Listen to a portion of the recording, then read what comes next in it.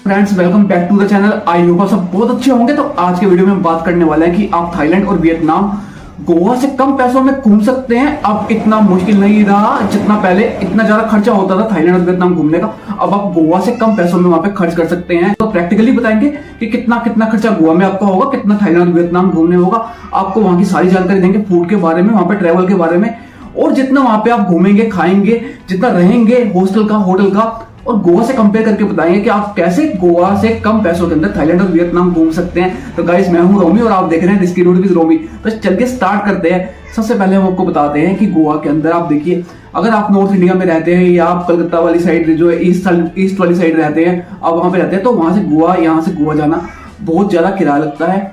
जितना किराया यहाँ से लगता है नॉर्थ इंडिया से और ईस्ट इंडिया से गोवा जाने का, उतने पैसों के अंदर आप थाईलैंड और वियतनाम जा सकते हैं।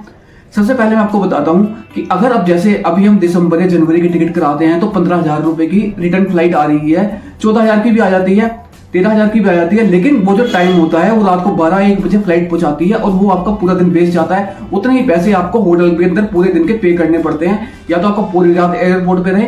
नहीं तो अगर आप जेन्युइन फ्लाइट देखेंगे तो जेन्युइन फ्लाइट जो आएगी, सुबह की फ्लाइट होगी, वो आपको 15-16,000 रुपए से कम नहीं आएगी। और 18,000 रुपए के अंदर आपको वियतनाम की फ्लाइट मिल जाएगी, रिटर्न एयरफेयर बता रहा हूं मैं। और उतने ही 18-20 हजार में आपको बैंकॉक की फ्लाइट मिल जाएगी। बैंकॉक अगर आप जाएंगे, थाईलैंड जाते हैं, तो थाईलैंड के अंदर वीजा फ्री है। आपको वहां पे कोई पैसे नहीं देने। जैसे कि आप इंडिया में ही जा रहे हैं, आपको वहां पे वीजा लेने की जरूरत नहीं है। वीजा ऑन अराइवल वहां पे मिलता है और उसको अब एक्सटेंड कर दिया है, नवंबर से बढ़ा के अनलिमिटेड टाइम तक कर दिया है। अभी ये नहीं कहा है कि कब तक है। तो आप आराम से थाईलैंड जा सकते हैं। और वियतनाम अगर आप जाते हैं तो वियतनाम का भी जो एयरफेयर उतना ही है। और वियतनाम के अंदर जो है, जो वीजा है, वो वीजा $25 का है। यानी कि आप मान लीजिए आपको 2,200 रुपए पे करने पड़ेंगे, 2200 रुपए पे करने पड़ेंगे और आप वियतनाम एंट्री ले सकते हैं। ई वीजा वहां का होता है, उसका मैंने वीजा प्रोसेस का, मैंने वियतनाम का थाईलैंड के दोनों वीडियो मैंने बना रखे हैं। आप बहुत आसानी से घर बैठे वीजा लगवा सकते हैं और आराम से 2,200 रुपए खर्च करके 2,200 रुपए देके वियतनाम जा सकते हैं। तो पहले बात कर लेते हैं कि गोवा जो है इंडियंस और फॉरेनर ने आना क्यों बंद कर दिया है, क्यों नहीं जा रहे हैं। नॉर्थ इंडियन और ईस्ट इंडियन क्यों नहीं जा रहे हैं। अगर वेस्ट इंडिया की बात करूं, मैं साउथ इंडिया की बात करूं, तो वहां से गोवा पास पड़ता है, तो वो लोग चले जाते हैं, उनका इतना खर्चा नहीं होता। बात करते हैं हम यहाँ की, अपने यहाँ की, कि हमारे यहाँ से गोवा जाने में पैसे लगते हैं। और आपको बताऊं कि जो गोवा जो लोगों ने जाना बंद किया है, फॉरेनर टूरिस्ट ने और नॉर्थ इंडियन टूरिस्ट ने, और जो ईस्ट इंडिया के टूरिस्ट हैं, उन्होंने इसलिए बंद किया है क्योंकि जो कैब है गोवा के अंदर वो बहुत महंगी है, बहुत ज्यादा महंगी है। यही थाईलैंड वियतनाम के अंदर आप करेंगे तो वहां पे ग्रैब चलती है, जो कि जैसे यहाँ पे उबर ओला चलती है। अगर आप यहाँ पे रहते हैं नॉर्थ इंडिया में तो आपको पता होगा कि ओला और उबर चलती है। जितने पैसे यहाँ पे लगते हैं उतने ही पैसे आपको ट्रेवल करने के वहां पे लगेंगे। थाईलैंड और वियतनाम में दोनों जगह ग्रैब चलती है। लेकिन गोवा के अंदर आप जाएंगे तो 10-12 किलोमीटर के आपसे 2,000 रुपए चार्ज करते हैं, 1,500 रुपए चार्ज करते हैं, 2,000 रुपए चार्ज करते हैं। 1,000 रुपए से कम ऑटो भी नहीं जाता अगर आपने 10-12-15 किलोमीटर जाना है। तो यही सबसे बड़ा रीजन है कि लोग नहीं जा रहे हैं। और दूसरा सबसे बड़ा रीजन ये है कि आपको बताता हूं होटल्स का। देखिए, जो होटल है, अगर आप गोवा जाते हैं, आपको नॉर्मल जो गेस्ट हाउस टाइप के होटल होते हैं वो भी 1,500-2,000 रुपए के मिलते हैं। और अगर आप वहां पे बात करें कि आप बीच फ्रंट पे रहेंगे तो 6,000, 7,000, 8,000। और अगर आप 5 स्टार होटल में रहेंगे तो उसका होता है 10,000 से 20,000, 25,000। वो तो ऊपर तक कहीं पे भी चले जाइए, मतलब 15,000 से आपको कम नहीं मिलेगा। और यही अगर आप थाईलैंड, अगर आप क्रिसमस न्यू ईयर में भी चले गए ना, तब भी आपको इतना प्राइस नहीं मिलेगा। नॉर्मल वहां पे प्राइस रहता है होटल का। हॉस्टल का मैं आपको बताता हूँ, जब मैं थाईलैंड गया था तो 300 रुपए का 300 रुपए का मेरे को हॉस्टल मिला था और उसके अंदर मेरे को ब्रेकफास्ट भी मिला था, जो कि यहाँ पे पॉसिबल नहीं है।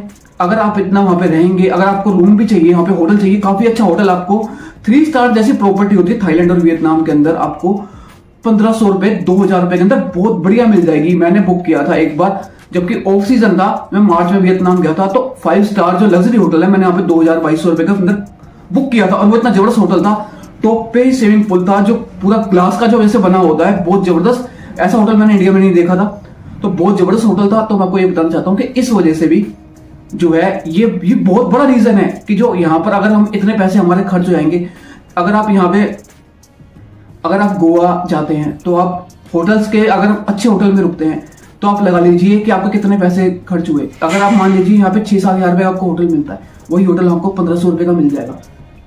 तो एयर फेयर बराबर है, गोवा का, थाईलैंड का, वियतनाम का थोड़ा बहुत फर्क है, और मैंने फर्क बता दिया आपको क्यों है कि लेट नाइट की फ्लाइट मिलेगी, इसका कोई फायदा नहीं है, तो टोटल बराबर है। और जो खाने का है आपको बता दूं, जो अगर मैं जैसे मैं वेजिटेरियन हूं, है ना, आप अगर नॉन वेजिटेरियन है तो आपको खाने में कोई दिक्कत नहीं होगी। इतना बढ़िया थाईलैंड का फूड है और वियतनाम का फूड है कि आप उसको बहुत एंजॉय करेंगे अगर आप नॉन वेजिटेरियन है। अगर आप वेजिटेरियन है तो थोड़ा महंगा होगा, तो वो आप उसको अपना खा सकते हैं, मतलब इतना ही महंगा नहीं होगा जितना अगर आप गोवा में अच्छे रेस्टोरेंट में बैठते हैं तब भी आपका बिल उतना ही आएगा जितना आएगा, मतलब 500-600 रुपए के अंदर आपको 500 रुपए के अंदर थाईलैंड के अंदर थाली मिल जाएगी। और अगर आप कुछ वैसे और वेज खाना चाहते हैं हल्का, तो आपको 100-200-300 रुपए के अंदर आप पेट भर सकते हैं। गोवा के अंदर भी इतने ही पैसे लगते हैं खाने के, ठीक है। तो अब आप टोटल देर लगा लीजिए कि मैंने आपको सब सारा बता दिया, आपको मैंने रहने का बता दिया, मैंने आपको खाने का बता दिया और कंपेयर करके बता दिया कि जो लोकल ट्रांसपोर्ट है, लोकल ट्रांसपोर्ट जो है गोवा के अंदर सस्ता है, और वहां पे भी लोकल ट्रांसपोर्ट अगर ऐसे बस यूज करना चाहते हैं वहां पे थाईलैंड के अंदर, वियतनाम के अंदर, तो आप बस भी यूज कर सकते हैं, लेकिन वहां पे ग्रैब मिल जाती है। अगर आप सोलो हैं तो वहां पे ग्रैब जो है, जैसे यहाँ पे रैपिडो चलता है ना, यहाँ पे हमारे यहाँ पे बाइक आपको आएगी, बाइक लेके जाएगी, उसका भी बहुत कम चार्ज होते हैं थाईलैंड के अंदर और वियतनाम के अंदर। तो गाइस आई होप आपको वीडियो अच्छा लगा होगा, इन्फॉर्मेटिव लगा होगा, और आप मेरे ख्याल से अगर आप पहले गोवा गए हुए हैं तो आपको सजेस्ट करूंगा कि आप थाईलैंड और वियतनाम जाइए, क्योंकि अब वहां पे इतने पैसे नहीं खर्च होंगे जितने हो सकते हैं। बाकी ट्रेन से जाना है, जैसे मैं भी कभी भी ट्रेन से आता हूं तो मेरे लिए भी गोवा बढ़िया है, मैं ट्रेन से जाऊंगा तो मेरे लिए ट्रेन बढ़िया है, मैं उतने कम पैसों के अंदर मैं अपना गोवा घूम सकता हूं। लेकिन अगर मैं फ्लाइट में जाना चाहता हूं तो मेरे लिए गोवा बढ़िया नहीं है, मेरे लिए थाईलैंड वियतनाम ही बढ़िया है, जो कि मैं इंटरनेशनल ट्रिप होगा और वहां पे खाना पीना जो है यहाँ से बढ़िया है, और वहां पे एंजॉय भी आप ज्यादा करेंगे, इंटरनेशनल ट्रिप आपका भी हो जाएगा अगर आप जाते हैं तो गाइस आई होप आपको वीडियो अच्छा लगा होगा, इन्फॉर्मेटिव लगा होगा। अगर वीडियो को अच्छा लगा हो, इन्फॉर्मेटिव लगा हो तो प्लीज चैनल को सब्सक्राइब जरूर कीजिएगा। अगर आपने ऑलरेडी चैनल को सब्सक्राइब किया हुआ है तो please like, comment and share कीजिए। Thank you so much guys watching this video.